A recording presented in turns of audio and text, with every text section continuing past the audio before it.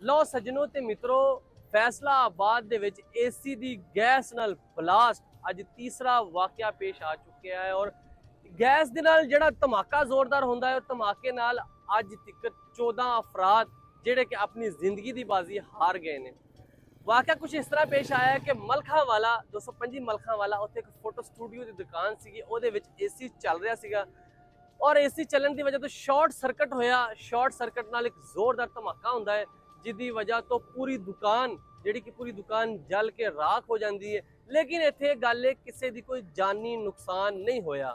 इस तो पहले शरीफपुरे दे विच एक वाकया होया सी, घर दे विच एसी फटिया सीगा और ਉਹਦੇ ਵਿੱਚ 9 अफराद जिहड़े कि बच्चे वड्डे 9 अफराद जिहड़े अपनी जिंदगी की बाजी हार गए सी। और उस तो बाद नोवेल्टी पुल ते एक हमाम की दुकान ते एसी गैस फटन नाल होया सी धमाका, जिहदे विच 5 अफराद जिहड़े कि अपनी जिंदगी की बाजी हार गए सी।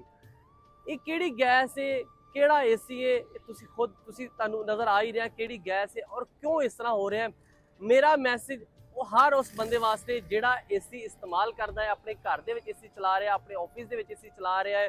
मेरा वीर, जो भी तुसीं नवीं गैस भरानी है, नवा एसी लवाना है, उस एसी नूं उस गैस नूं तुसीं पहले एक बारी जरूर चैक करवा लेना है कि ये ना होवे तुसीं अपना एसी चला के अपनी फैमिली नाल बैठे होवो, अपने ऑफिस च बैठे होवो और बाद दे विचों अल्लाह ना करे तुहाडा भी इहो जिहा कोई हादसा हो जाए और तुसीं भी अपनी जिंदगी दी बाजी हार जाओ। ते मेरा वीर, जो भी तुसीं एसी लैना वा, एसी वाला जिहड़ा गैस भरन वास्ते आंदा बंदा ओ या एसी नवा लैना वा, ओदी गैस तुसीं थोड़ी जी लीक करके तुसीं चैक कर लेनी है इस गैस नूं अग ते नहीं लगदी। अगर तो गैस नूं अग लगदी होई ते तुसीं कदी भी एसी नहीं लवाना, चाहे कुछ भी हो जाए, और ना ही तुसीं वो गैस भरवानी है। ते फैसलाबाद दे विच तीसरा वाकया पेश आ चुकिया है ते हर वो बंदा अपनी जान डर रहा है, जिहड़े घर एसी लगा है वो डरदा पे किते साडा भी धमाका ना हो जाए। अल्लाह अल्लाह करके जनाब, ये जिहड़ी गैस है तुसीं हर बंदा अपने टेस्ट करवाओ, टेस्ट करवा के एसी का टेस्ट कराओ किते गैस लीक तो नहीं होंदी। अगर तो लीक होंदी एसी बंद कर दो, एसी बिल्कुल भी ना चलाओ, इस तो पहले कि तुसीं अपनी जिंदगी की बाजी हार जाओ।